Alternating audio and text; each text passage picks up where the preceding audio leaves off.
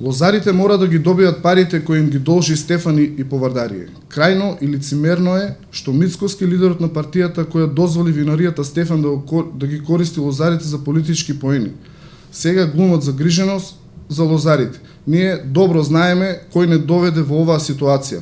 Ако поранешната владеачка партија своевремено вистински се грижеше, немаше да дозволи Повардарие да откупува вино со неисплатени обврски кон лозарите.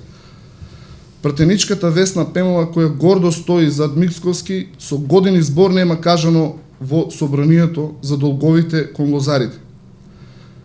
Нема да дозволиме вакви политички манипулации и злоупотреба на лозарите за политички цели.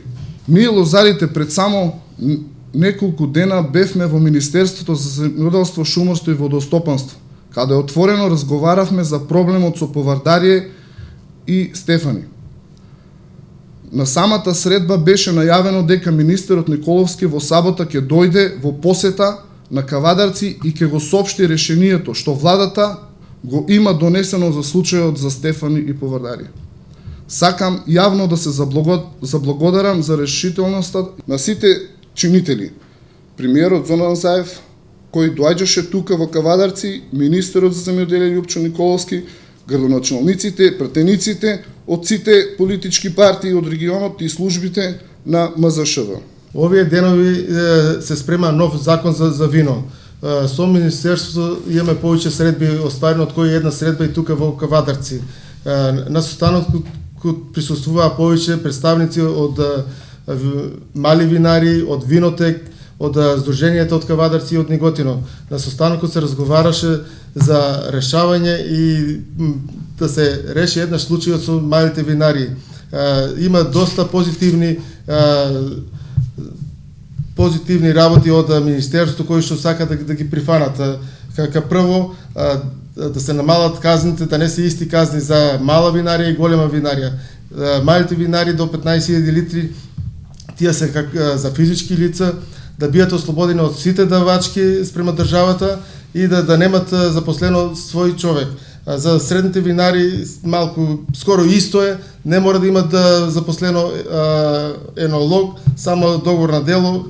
Ја мислам дека за нив е добра работа да не плаќат. Се разговара на многу теми, че сега другиот состанок ќе биде за исплата на грозјето, еден голем проблем за лозарите, тој дел да се реше, да немат више лозарите проблеми со исплата на грозјето.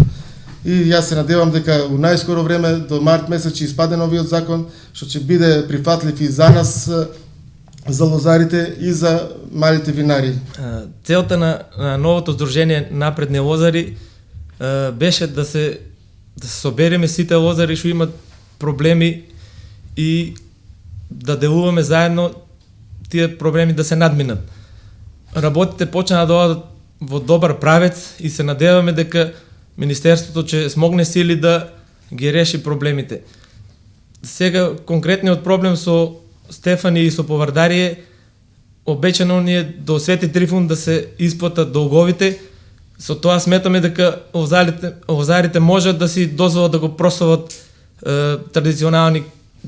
традиционалниот празник на лозарите.